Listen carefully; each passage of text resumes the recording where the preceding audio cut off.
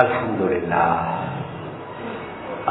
لله نحمده ونستعينه ونستغفره ونؤمن به ونتوكل عليه ونعوذ بالله من شرور أنفسنا ومن سيئات أعمالنا من يهده الله فلا مضل له ومن يضلله فلا هادي له وأشهد أن لا إله إلا الله وحده لا شريك له وأشهد أن سيدنا ونبينا ومولانا محمدا عبده ورسوله صلى الله على سيدنا محمد وعلى آله وأصحابه وسلم تسليما كثيرا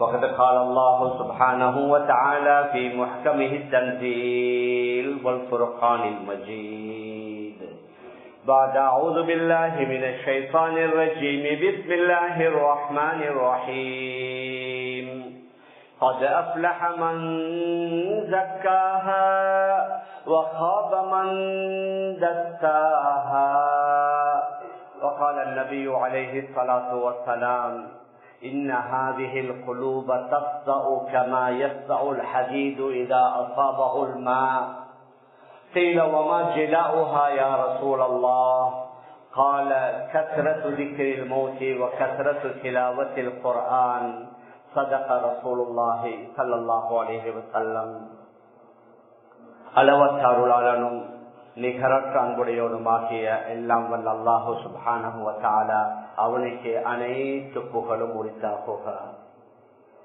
அல்லாஹுவினால் படைத்த உலகத்திற்கு அனுப்பி வைக்கப்பட்ட மனிதனத்திற்கு சீரான நேரான நல்வழியை காட்டுவதற்காக அல்லாஹுவினால் அனுப்பி வைக்கப்பட்ட நபிமார்கள், ரசூல்மார்கள், தீர்க்கதர்சிகள் அனைவர்களுக்கும் தலைவராக முத்திரையாக கடைசியாக உலகத்திற்கு வருகை தந்து இவ்வுலகத்தில் தான் வாழ்ந்து கொண்டிருந்த காலங்களில் தனக்கு ஏற்படவிருந்த எண்ணற்ற இன்பங்களை, சந்தோஷங்களை, மகிழ்ச்சிகளை பொருட்படுத்தாது ஒவ்வொரு நிமிடமும் வினாடியும் தனது சமூகத்திற்காக சமுதாயத்திற்காக உழைத்து பாடுபட்ட எனது உயிரினுமினிய ரசூலுல்லாஹி ஸல்லல்லாஹு அலைஹி வஸல்லம் அவர்கள் மீதும் அவர்களை தொடர்ந்து பின்பற்றி வாழ்ந்த அத்துணை நல்லடியார்கள் மீதும் அல்லாஹுவின் சாந்தியும் சமாதானமும் என்றென்றும் உண்டாவதாக. அல்ஹம்துலில்லாஹ். கணேசருக்குரிய பெரியார்களே, அன்பிற்குரிய கனவான்களே, சகோதரர்களே, புனிதமான ரமதானுடைய மாதத்தை அடைய இன்னும் 2 வாரங்கள் தான் இருக்குகின்றன. அதனால உலகளாவிய இஸ்லாமியர்கள் கடந்த வருடங்களை விட இந்த வருடம் இன்ஷா அல்லாஹ் கூடுதலாக புனிதமான ரமதானுடைய மாதத்தை நல்ல அமல்களை கொண்டு, வணக்கங்களை கொண்டு, அல்லாஹுக்கு விருப்பமான நல்ல பல பணிகளை கொண்டு ஹயாத்தாக்க வேண்டும். இயன்றளவு எல்லா வகையான பெரிய சிறிய பாவங்களிலிருந்து நாம் நம்மை பாதுகாக்க வேண்டும் என்று அதிகமானவர்கள் முயற்சி செய்து கொண்டிருப்பதை நாம் பார்க்கலாம். ஒன்று நல்ல அமல்களில் ஈடுபடுவது, மற்றது பாவமான காரியங்களை விட்டு விடுவது. எங்களில் அநேகமானவர்கள் பாவம் என்றால் பொய் பேசுவது, ஏமாற்றுவது, மோசடி செய்வது, விபச்சாரம், மதுபானம், போதை, இது போன்ற இன்னொரு பல பாவங்கள், அவைகளிலிருந்து நாம் நம்மை பாதுகாத்துக் கொள்ள வேண்டும் என்று நினைக்கின்றோம். ஆனால் இன்னும் நம்முடைய சிந்தனையில் வராத சில பாவங்கள் இருக்குகின்றன. பாவங்களை 2ஆக பிரிக்கலாம். ஒன்று வெளிரங்கமான பாவம், மற்றொன்று உள்ரங்கமான பாவம். குர்ஆன் அல்லாஹ் கூறும் பொழுது 2 வகையான பாவங்களையும் நீங்கள் விட்டு விடுங்கள்.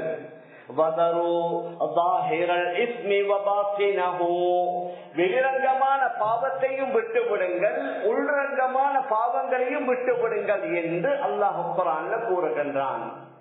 நாம் எந்த அளவு வெளிரங்கமான பாவங்களை விட்டும் நம்மை பாதுகாத்துக் கொள்கின்றோம்.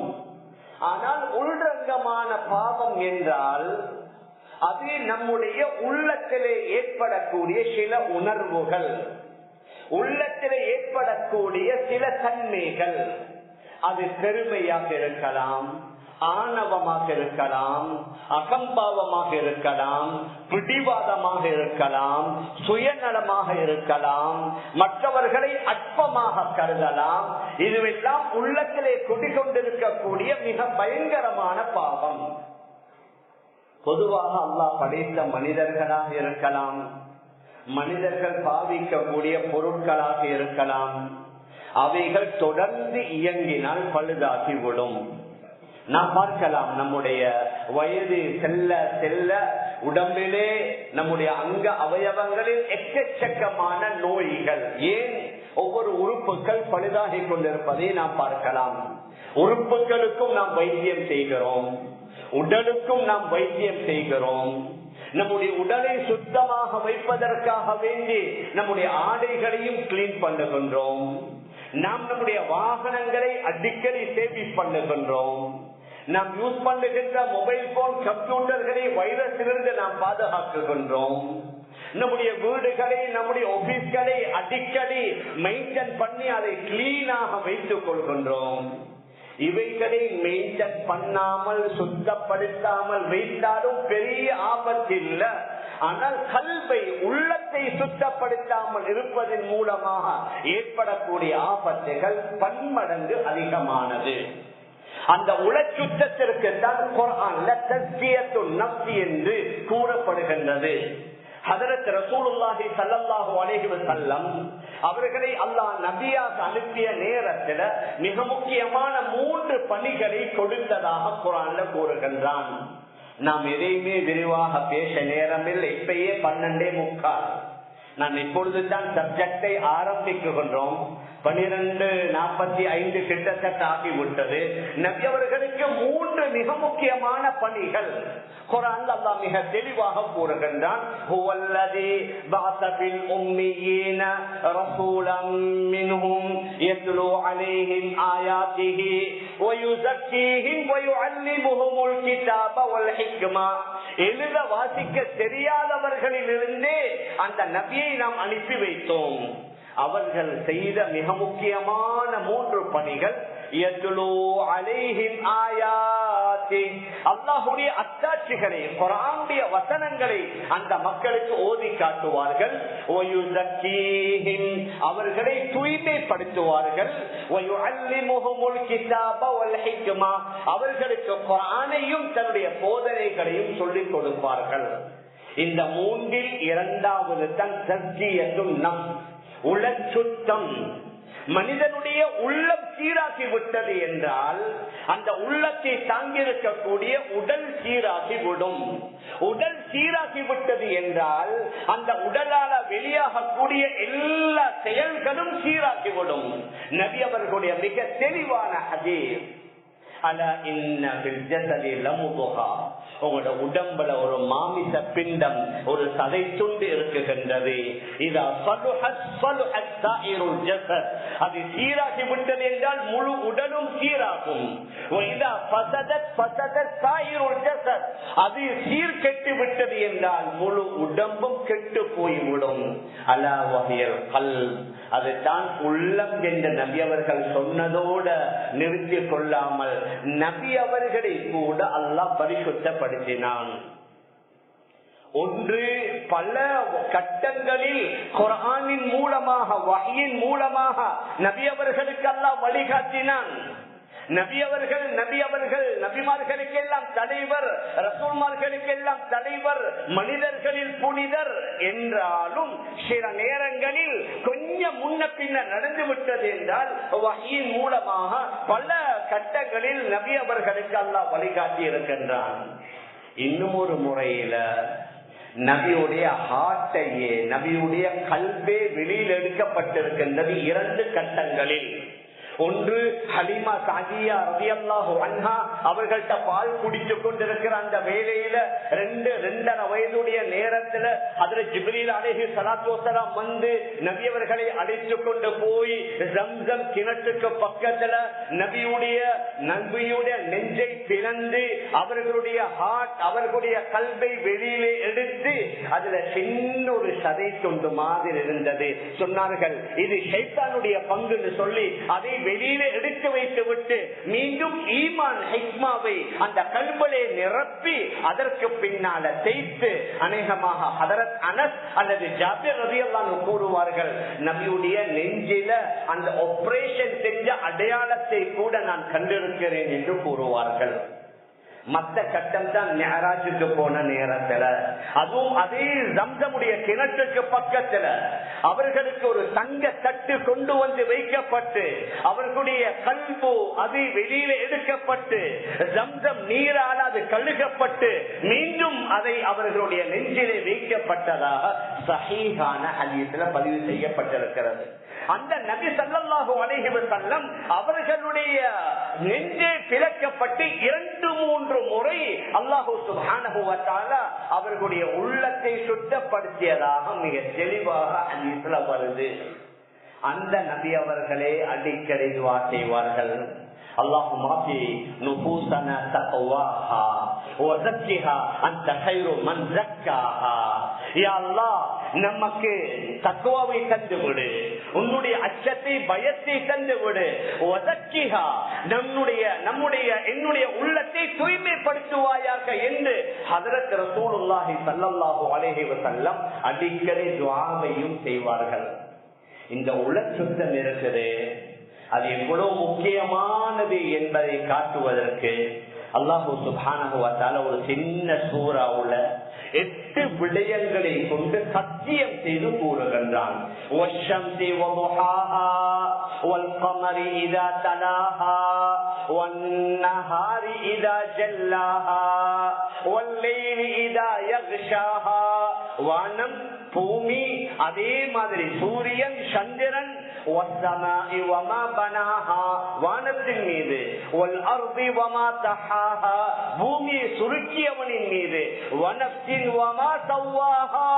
இந்த உள்ளத்தை படைத்தவனின் மீது அதை செம்மைப்படுத்தியவனின் மீது என்று பல விடயங்களை சத்தியம் செய்து அல்லாஹ் என்ன கூறுகின்றான்,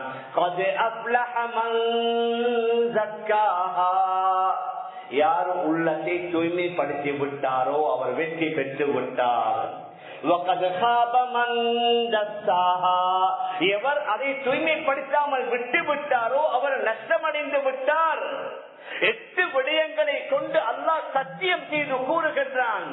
இந்த உள்ளம் துருப்பிடித்து விடும், இந்த உள்ளத்தில் அழுக்குகள் நிறைந்து விடும்.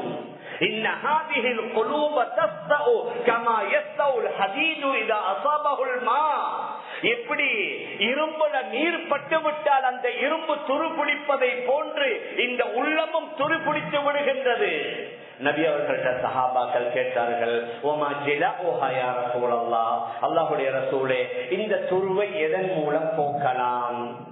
ஹஜ்ரத் ரசூலுல்லாஹி ஸல்லல்லாஹு அலைஹி வஸல்லம் சொன்னார்கள், இந்த ஹதீஸ்ல 2 விஷயம். கஸ்ரத்து ذிக்ரில் மௌத், மரணத்தை அதிகமாக ஞாபகப்படுத்தணும். சில நேரங்களில் மரணத்தை பத்தி பேசினா சொல்லுவாங்க, ஏன் பயமுறுத்துறீங்க? மூச்சை பத்தி ஏன் பேசி பயமுறுத்துறீங்க? நபி அவர்கள் சொன்னார்கள், மரணத்தை அதிகமாக ஞாபகப்படுத்துங்க. ஜனாதாக்களில் கலந்து கொள்வதன் மூலமாக கபறுகளை மையவாடிகளை ஜியாரத் செய்வதன் மூலமாக அது உங்களுக்கு மரணத்தை ஞாபகப்படுத்தும். நபி அவர்கள் சொன்னார்கள், மரணத்தை அதிகமாக ஞாபகப்படுத்திக் கொள்ளுங்கள். குர்ஆனை அதிகமாக ஓதுவதன் மூலம். மீதான பெரியார்களே சகோதரர்களே, மிக சுருக்கமாக நேரம் இருப்பதன் காரணமாக முதலாவது இந்த மறைமுகமான உள்ரங்கமான பாவங்கள் ஏற்படக்கூடிய இடம் உள்ளம். அந்த உள்ள பலர்கள் அடிக்கடி நினைப்பாங்க, எனக்கு 40 வயசு ஆகிருச்சு, 50 வயசு ஆகிருச்சு, நான் என்ன கொஞ்சம் மாற்றணும், நான் என்ன கொஞ்சம் திருத்தணும், என்னுடைய பிடிவாதம் போவதில்லை, என்னுடைய கோபம் போவதில்லை என்று பலர் கூறுவதை நாம் காதால கேட்கலாம். ஆனால் அதை எவ்வாறு சுத்தப்படுத்துவது, அதை எவ்வாறு சீராக்குவது, இந்த கெட்ட குணங்களிலிருந்து நாம் எவ்வாறு நம்மை பாதுகாப்பது? மேலான பெரியார்களே சகோதரர்களே, அதற்குத்தான் ஹஜ்ரத் ரசூலுல்லாஹி ஸல்லல்லாஹு அலைஹி வஸல்லம் பல அமல்களை காட்டி தந்தார்கள். இந்த இடத்துல மிக முக்கியமான 3 அமல்களை ஞாபகப்படுத்தலாம். ஒன்று நபி அவர்கள் சொன்ன அதே ஹதீஸ் தான் அதிகமாக திலாவத்துல் குர்ஆன், குர்ஆன் ஓதுவது. மேலான பெரியார்களே, சகோதரர்களே, அந்த குர்ஆன் ஓதுற காட்சிகள் இப்பொழுது கொஞ்சம் குறைந்து விட்டது. மஸ்ஜிதுகள் மாஷா அல்லாஹ், இந்த மஸ்ஜிதும் பல மஸ்ஜிதுகளை நாங்க பார்க்கலாம். எல்லா வகையான ஏற்பாடுகளும் செஞ்சு அல்ஹம்துலில்லாஹ் மஸ்ஜிதுக்குள்ள வந்தால் அந்த அளவுக்கு அமைதி, அந்த அளவுக்கு ஒரு நிம்மதி, பெருமூச்சு விடக்கூடிய அளவுல எல்லா வகையான ஏற்பாடுகளும் மஸ்ஜிதுகள்ல மாஷா அல்லாஹ் செய்யப்பட்டிருக்கிறது. ஒரு 30-40 வருடங்களுக்கு முன்னால எங்கள் அநேகமானவர்கள் கிராமங்கள்ல வாழும் பொழுது அந்த ஊரில் உள்ள மஸ்ஜிதுகள் எங்களுக்கு தெரியும். இப்படி கட்டப்பட்டிருக்காது. ஏசியும் இல்ல, காப்பட்டும் இல்ல, லைட்டுகளும் இல்ல. ஆங்காங்கே தண்ணீர் கீழே கொட்டி கொண்டிருக்கும். பக்கெட்டுகளும் பால்திகளையும் வைத்திருப்பாங்க. பாய் கூட பூர்த்தியாக இல்ல. ஆனா அந்த நேரங்கள்ல 10-10:30 மணிக்கு எங்களுடைய பாப்பாமார் அப்பாமார் வெள்ளிக்கிழமை வந்து மஸ்ஜிதுல கிழிஞ்ச குர்ஆனைத்தான் ஓதி கொண்டிருப்பாங்க. இன்னைக்கு குர்ஆனும் பரிபூரணம், எல்லாம் புதிய புதிய குர்ஆன். காப்பட் வேணுமா, ஏசி வேணுமா, வேற ஏதாவது அத்தனை ஏற்பாடுகளும் இருக்குது. ஆனா மஸ்ஜிதுல அந்த குர்ஆன் ஓதுற காட்சிகள் குறைந்து விட்டது. மேலான பெரியார்களே, சகோதரர்களே, வீடுகள்ல குர்ஆன் ஓதுற சப்தங்களும் குறைந்து விட்டது. ஒரு காலத்துல வீடுகளில் உள்ள பெண்மணிகள் ஓதுவாங்க. 70 வயசு 80 வயசு கண்ணாடி போடாம குர்ஆன் ஓதுவதாக அடிக்கடி நாங்க பெருமை பேசுவோம். எங்கட உம்மா, எங்கட உம்முமா, அவங்க எல்லாம் இப்படி இப்படி எல்லாம் ஓதினாங்க. அவர்கள் ஓதுவதை நாங்க கண்டோம். நாங்கள் ஓதுவதை எங்கட மகன் பார்க்கிறானா? எங்கட மனைவி ஓதுவதை எங்கட மகளும் எங்கட பேத்தியும் பார்க்கிறாங்களா? மேலான பெரியார்களே, சகோதரர்களே, முதலாவது திலாவத்துல் குர்ஆன். இன்றைக்கு ஹாஃபிஸ்மார்கள் எக்கச்சக்கம் அல்ஹம்துலில்லாஹ். எங்க நாட்டுல 15,000க்கு மேற்பட்ட ஹாஃபிஸ்மார்கள். வீட்டுக்கு 2 ஹாஃபிஸ், 3 ஹாஃபிஸ். பல வீடுகளில் பெண் ஹாஃபிலாக்கள், ஹாஃபில்களும் ஹாஃபிலாக்களும் உருவாகி விட்டார்கள். ஆனால் அவர்கள் ஹாஃபிலாக உருவாகுவது பெருமைக்காக அல்ல. குர்ஆன் ஓதி ஓதி அல்லாஹ்வுடைய நெருக்கத்தை பெறணும். அவர்களுடைய நஃபில் தொழுகைகள்ல, மஸ்ஜிதுகள்ல, வீடுகள்ல அந்த குர்ஆனுடைய சத்தங்கள் கேட்கப்படணும். அதை பார்த்து அல்லாஹ் சந்தோஷப்படணும். மேலான பெரியார்களே, சகோதரர்களே, அதனால முதலாவது திலாவத்துல் குர்ஆன் நாங்க எல்லாரும் முடிவு எடுக்கணும். ரமதான்ல மட்டுமல்ல, வல்லமையாக குர்ஆன் ஓதணும். ஒரு சிலர் குர்ஆனை சிந்திங்க, கட்டாய மாற்று கருத்து இல்ல. குர்ஆனை விளங்குற, குர்ஆனை சிந்திக்கிற, இவைகள் எல்லாத்தையும் விட ஓதுங்கள் என்று தான் கூடுதலாக வந்திருக்குது. வஹ்யுடைய ஆரம்பமே இக்ரா. அது இல்லாம உத்துலுமா ஊஹிய இலைக்க மினல் கிதாப் என்ற குர்ஆன்ல எக்கச்சக்கமான ஆயத் திலாவா ஓதுவதற்கு வந்திருக்குது. அந்த குர்ஆனின் மூலமாக நாங்க எங்களை பாதுகாக்கலாம், எங்கட இளம் சமுதாயத்தினர்களை பாதுகாக்கலாம். எங்கள் எல்லோருக்கும் உள்ள ஆகப்பெரிய சவால் எங்கட வளர்ற மகன இந்த பயங்கரமான ஃபித்னாவுடன் எப்படி பாதுகாப்பது? அவர்களை குர்ஆனோடு இணையுங்க. குர்ஆனுடன் அவர்களை இணைத்தோம், அந்த குர்ஆன் அவர்களை பாதுகாக்கும். நாங்க மேற்கத்திய நாடுகள்ல பார்க்கலாம். இன்றைக்கு லண்டன்ல, கனடாவுல, அமெரிக்காவுல சில பகுதிகள்ல மாஷா அல்லாஹ் காலையில ஸ்கூல் யூனிஃபார்மோட மஸ்ஜிதுக்கு வராங்க. வந்து ஒரு 1 hour ஹிஃபுதுல் குர்ஆன் கிளாஸ்ல உட்கார்ந்து விட்டு போறாங்க. அவர்களுடைய பெற்றோர்களே கூறுகிறார்கள், மாஷா அல்லாஹ் இங்க ஸ்கூல்ல அந்த என்வாயன்மெண்ட் ரொம்ப மோசம். ஆனா அந்த குர்ஆனை கொடுத்ததுனால அந்த குர்ஆன் என்னுடைய மகனை பாதுகாக்குது, அந்த குர்ஆன் என்னுடைய மகனை பாதுகாக்குது. நாங்க கண்கூடாக காணுகின்றோம். வாப்பாமாரும் பிள்ளைகளும் தாய்மார்களும் மகள்மார்களும் குர்ஆனோடு இணையோடும். இது ரமதான் மிகப்பெரிய சந்தர்ப்பம்.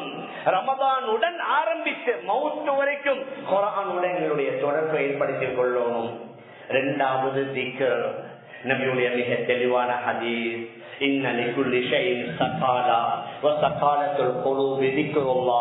ஒவ்வொரு பொருளுக்கும் துரு பிடிக்கிற தன்மை இருக்குது. உள்ளத்துடைய துருவை நீக்கக்கூடியது திக்ர். அந்த திக்ரும் குறைந்து விட்டது. ஒரு காலத்துல நாங்க பார்க்கலாம் வெள்ளிக்கிழமை இரவுகள் என்று சொல்லி சில ராத்தீபுகள் என்று சொல்லி அங்க சத்தமாகவோ கூட்டாகவோ திக்ருகள் செய்வாங்க. பின்னால பேச்சு பேசப்பட்டது, இப்படி சத்தமா கூட்டா செய்யற திக்ர் அது விதாத்து அப்படி இப்படின்னு பேச்சு வந்து இப்ப சத்தமாகவும் இல்ல ரகசியமாகவும் இல்ல. மேலான பெரியார்களே சகோதரர்களே, திக்ரை பற்றி எக்கச்சக்கமான ஆயத்துகள் குர்ஆன்ல யா அய்யுஹல்லதீன ஆமனு ذكرுல்லாஹ ذிக்ரன் கஸீரா வஸப்பிஹூஹு புக்ரத்தன் வஅஸீலா. ஈமான் கொண்டவர்களே, அதிகமாக அல்லாஹ்வை ஞாபகம் செய்யுங்கள், காலையிலும் மாலையிலும் அவனை ஞாபகம் செய்யுங்க. ஃபைதா கதைதுமுஸ் ஸலாத் ஃபذ்குருல்லாஹ கியாமன் வகுஊதன் வஅலா ஜுனூபிக்கும். தொழுகையை முடித்து விட்டீர்கள் என்றால் நின்ற நிலையில உட்கார்ந்த இருப்பில படுத்த படுக்கையில அல்லாஹ்வை ஞாபகம் செய்யுங்க. திக்ர் செய்ய வுது தேவையில்லை. ஜனாபத்துடைய குளிப்பு கடமையாக இருந்தாலும் திக்ர் செய்யலாம். உடல் சுத்தம், உடை சுத்தம், இடம் சுத்தம் தேவையில்லை. கிப்லாவை முன்னோக்க வேண்டிய தேவையில்லை. வுதுவோடு இருக்கணும் என்ற எந்த தேவையும் இல்லை.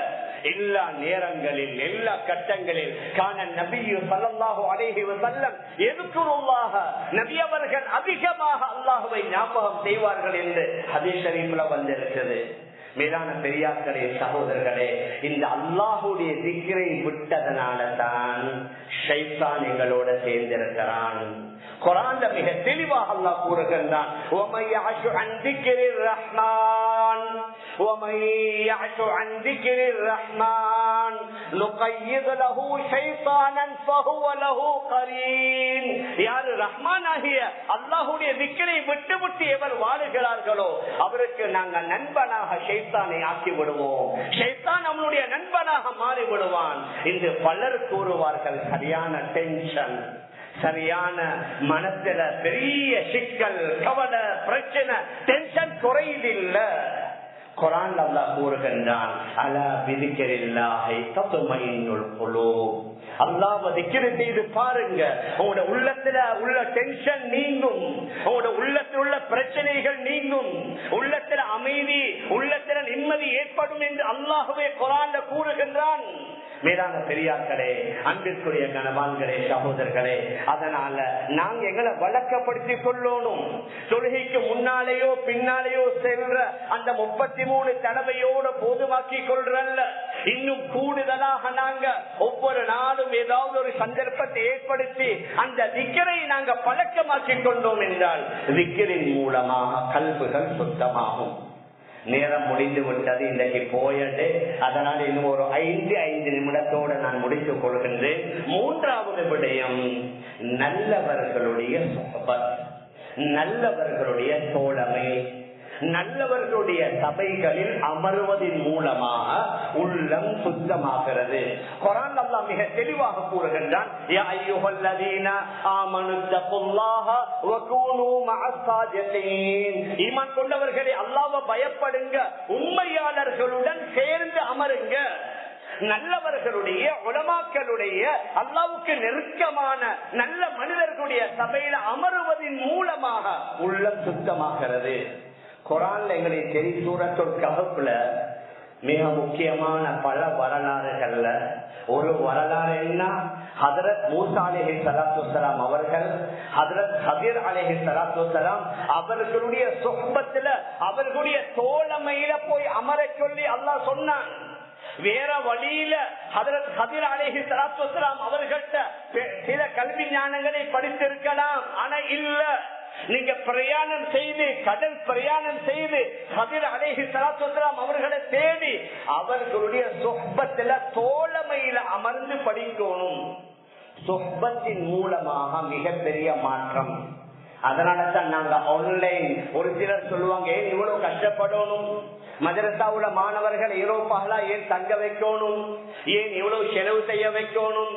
ஆன்லைன்ல வெறும் நாலேஜ் மட்டும் காதாலத்தான் வரும், ஆனால் ஹார்ட் டு ஹார்ட், உள்ளத்திலிருந்து உள்ளத்துக்கு ஏற்படக்கூடிய மாற்றத்திற்கு தான் சொஹ்பத் தேவை. நபிமார்கள் கூட அதிலிருந்து விதிவிலக்கு அல்ல. ஹஜ்ரத் மூசா அலைஹிஸ்ஸலாத்து வஸ்ஸலாம் அவர்களை கதிர் அலைஹிஸ்ஸலாத்து வஸ்ஸலாம் அவர்கள்ட்ட நேரடியாக போய் அவர்களுடைய சமூகத்தில் அமர்ந்து சில விடயங்களை அல்லாஹ் படிக்க வைத்தான். மிக முக்கியமான இமாமுல் ஆதம் அபூ ஹனீஃபா ரஹ்மத்துல்லாஹி அலைஹி அவர்கள், இமாம் ஜாஃபர் சாதிக், ஹஜ்ரத் அலி ரலியல்லாஹு அன்ஹு அவர்களுடைய பேர பிள்ளைகளில் ஒருவர். அவர் பெரிய ஒரு இறை நேசர், நல்ல மனிதர். இமாமுல் ஆதம் அபூ ஹனீஃபா ரஹிமஹுல்லாஹ் 2 வருஷம் இமாம் ஜாஃபர் சாதிக் ரஹ்மத்துல்லாஹி அலைஹி அவர்களுடைய சபையில போய் அமர்ந்து அந்த தஸ்கியத்துன் நஃப்ஸை பலப்படுத்தினார்கள். ஒருவர் கேட்டார், 2 வருஷம் செலவழிக்கணுமா? சொன்னார்கள், நான் 2 வருஷம் செலவழிக்காமல் இருந்தால் இந்த நுஅமானாகி அபூ ஹனீஃபா நான் அழிந்திருப்பேன். அந்த 2 வருஷம் தான் என்னை பாதுகாத்ததாக கூறுவார்கள். இமாம் அஹ்மத் இப்னு ஹம்பல் மிகப்பெரிய இமாம், பிஷ்ருல் ஹாஃபி என்று சொல்லக்கூடிய ஒரு இறைநேசருடைய சபையில போய் அமர்வார். அவருடைய ஒரு மாணவர் கேட்பார், இவ்வளவு பெரிய இமாம் நீங்க, இவ்வளவு பெரிய முஹத்திஸ் நீங்க, அந்த பிஷ்ருல் ஹாஃபி ரஹிமஹுல்லாஹ் அவருடைய சபையில அமர்கின்றீர்களே என்று கேட்டதற்கு சொல்லுவார், அன ஆலிமுன் பி கிதாபில்லாஹ், நான் அல்லாஹ்வுடைய கிதாபை அறிந்திருக்கிறேன். ஹுவ ஆலிமுன் பில்லாஹ். பிஷ்ருல் ஹாஃபி நேரடியாக அல்லாஹ்வை அறிந்திருக்கிறார். அல்லாஹுடன் அவருடைய தொடர்பு. அதனால நல்லவர்களுடைய சபை இந்தியா, பாகிஸ்தான் போன்ற நாடுகள் இருக்குது. மாலையில அசருக்கு பின்னால, மக்ரிபுக்கு பின்னால முக்கியமான இமாம்கள்ட்ட, உலமாக்கள்ட்ட, ஷேக்குமார்கள்ட்ட போய் அமருவார்கள். அதன் மூலம் அவர்களுடைய உள்ளங்கள் பண்படுகின்றது, உள்ளம் தூய்மையாகிறது. நம்முடைய நாட்டில் அது கொஞ்சம் குறைவோ. அந்த நல்ல சொஹ்பத், அதாவது நல்லவர்களுடைய தோழமையை ஏற்படுத்தக்கூடிய சபைகளை நாங்க உருவாக்கணும், அதை தேடணும். அது போன்ற சபைகள்ல ஒரு நாளைக்கு ஒரு ஹாஃப் அன் அவர், ஒரு 1 hour போய் அமர்ந்தோம் என்றா அதன் மூலமும் எங்களுடைய உள்ளங்கள் பண்படும். வேளாண் பெரியார்களே, சகோதரர்களே, அதனால தஸ்கியத்துன் நஃப்ஸுக்கு நிறைய வழிமுறைகள் இருக்கின்றன. நாங்க 3 விடயங்களை மாத்திரம் ஞாபகப்படுத்தினோம். ஒன்று அல்லாஹ்வுடைய திக்ர், 2வது திலாவத்துல் குர்ஆன், 3வது நல்லவர்களுடைய தோழமை. இன்னும் பல விடயங்கள் இருக்கின்றது. ரமதானை பயன்படுத்தி இது போன்ற இன்னும் நல்ல அமல்கள் ஈடுபட்டு நம்முடைய உள்ளத்தை சுத்தப்படுத்துவதற்கு நாம் எல்லாம் முயற்சி செய்வோமாக. எல்லாம் வல்ல அல்லாஹ் அதற்குரிய சந்தர்ப்பங்களை நாம் எல்லோருக்கும் தந்தருள்வானாக. ஆகவே அல்லாஹ் நம் எல்லோருடைய பாவங்களை மன்னிப்பாயாக. நம்முடைய பெற்றோர்கள், உட்கார்கள், உறவினர்கள், முழு உலகத்தில் உள்ள அனைத்து இஸ்லாமிய ஆண்கள், பெண்களுடைய பாவங்களை மன்னிப்பாயாக. விசேஷமாக அந்த பெலஸ்தீன் மக்களுக்கு நீ உதவி செய்வாயாக. யா அல்லாஹ் சீக்கிரமாக யுத்த நிறுத்தம் ஏற்படணும். யா அல்லாஹ் ரமதானுக்கு முன்னால பழைய நிலை திரும்பணும். யா அல்லாஹ் அச்சமற்ற பயமற்ற சூழல் ஏற்படணும். யா அல்லாஹ் ரப்பே ரஹ்மானே, முழு உலகத்தில் வாழக்கூடிய எல்லா மக்களுக்கும் அச்சமற்ற பயமற்ற வாழ்வை தந்த ரமதானை அடைந்து நீ